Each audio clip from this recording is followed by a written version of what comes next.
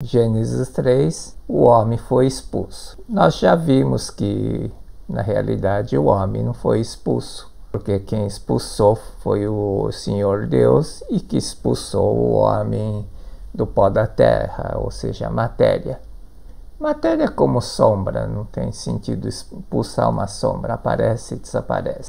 No Gênesis 1, o homem já recebeu tudo, livremente, o homem é livre. Recebeu incondicionalmente, nada, não existe uma condição. No Gênesis 3, o homem foi expulso, na verdade, significa o homem perdeu a liberdade, né? Que foi expulso, né, para um lugar longínquo. Como viu a si como matéria, enganada pela astúcia da serpente, ou seja, a serpente é um ser que rasteja na terra, é um ser matéria, foi levado pela astúcia, né, ou pela consciência material e perdeu a liberdade, porque o homem, como matéria, o mundo material é regido pela lei da causalidade. Como operar a liberdade? O que fazer? Se aqui é matéria, perdeu a liberdade, basta deixar de ser homem matéria, ou seja, retornar aqui. Voltar a ter a consciência do Filho de Deus. Por isso que tem as parábolas. Tanto Jesus Cristo como Buda, Sakyamuni, contou praticamente a mesma parábola. Parábola do filho pródigo de Jesus Cristo, ou o pai rico, filho pobre do Buda. Em ambas, o filho sai de casa, fica pobre, fica vagando e acaba retornando à casa do pai. O que o pai faz? Recebe o filho pródigo de braços abertos, não questiona por que saiu de casa, por que não voltou, por que ficou tanto tempo longe, o que fez errado. Não questionou, simplesmente recebe o filho de braço aberto, sem questionar nada. A recitação do Reino de Deus de infinita provisão tem como o simbolismo o retorno do filho pródigo à casa do pai. Aparece no mundo material o que é desenhado na mente. O que é desenhado na mente é a ideia. Ideia é o desenho criado pela palavra, né? O som, vibração das cordas vocais. Por isso que é quando a mente de Deus entra em vibração e se torna palavra, desenvolve-se todo o fenômeno e todas as coisas passam a ser. Eu tenho que aplicar isso. A recitação é exatamente a aplicação disso. Quando a mente do homem entra em vibração e torna a palavra, desenvolve-se todo o fenômeno e todas as coisas passam a existir. Por isso que eu vou recitar. Vou vibrar a palavra da verdade para acordar a verdade que está adormecida dentro do homem.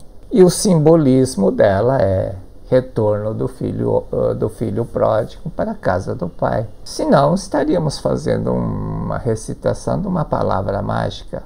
Reino de Deus de infinita provisão. Reino de Deus de infinita provisão.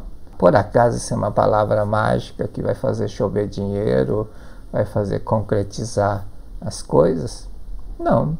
Resumindo, a ideia é o molde, roteiro dos acontecimentos futuros.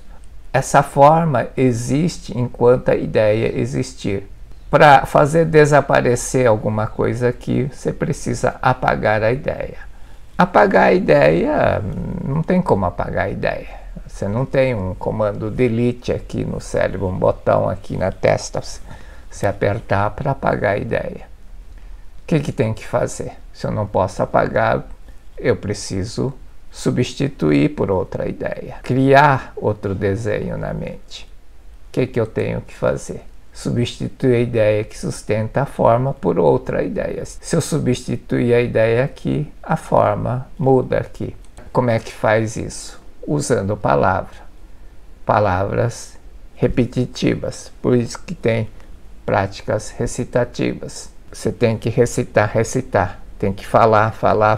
Por isso que as práticas recitativas dão resultados imediatos, em curto prazo. Não adianta fazer 1 minuto, 2 minutos. Fazer essas coisas de prática fast food de 5 minutos não serve para nada. Não tem tempo hábil suficiente para substituir a ideia anterior. Dr. Masaru Taniguchi é bem enfático nessa coisa. No livro sobre meditação Shinsokan, quando perguntam por que uma oração não traz resultado, ele diz categoricamente porque muito pouco tempo, faz oração por muito pouco tempo. E prática recitativa também, fazer prática fast food de 5 minutos é querer milagre. Qual é a prática que dá mais resultado? Seria o 1000 Sutras. Por quê? Por uma razão bem simples. Para fazer 1000 sutras, cada sutra se leva meia hora. 1000 sutras significa 500 horas. 500 horas sem pensar besteira, só pode apagar essa besteira. Mas tem que fazer 1000 sutras, não mecanicamente, tá? Um dia o anjo lá e ficar fazendo aquela decoreba. Tem gente que decora e fica falando. Tá, melhor do que não falar nada, falar besteira, mas quando você faz mecanicamente, enquanto você está falando, tua cabeça está pensando outra coisa. Então não serve para nada. Dentro da prática tem as palavras da oração, que é o simbolismo. Deus é meu Pai, fonte do êxito e da alegria. Sou filho de Deus, herdeiro do êxito e da alegria de Deus. Deus é meu Pai.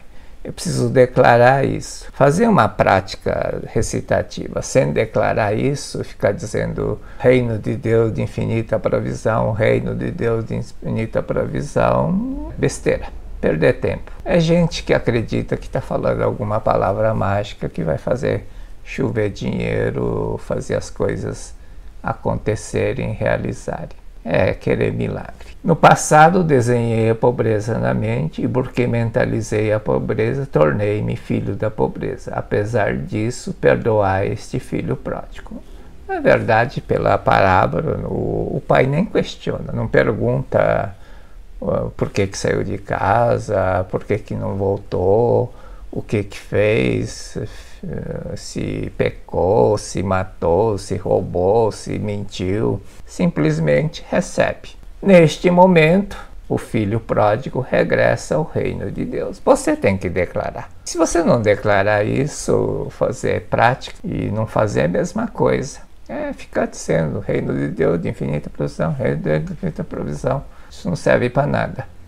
Neste momento, filho pródigo regressa ao reino de Deus. Eu voltei. Depois eu faço as afirmações. Deus me concedeu a riqueza de que é possuidor e fez de mim um rico filho de Deus. E aí vem as afirmações. Já sou rico, já sou bem-sucedido, já sou bem provido. A prática recitativa não é pronunciar uma palavra mágica que faz chover dinheiro. Existe um fundamento.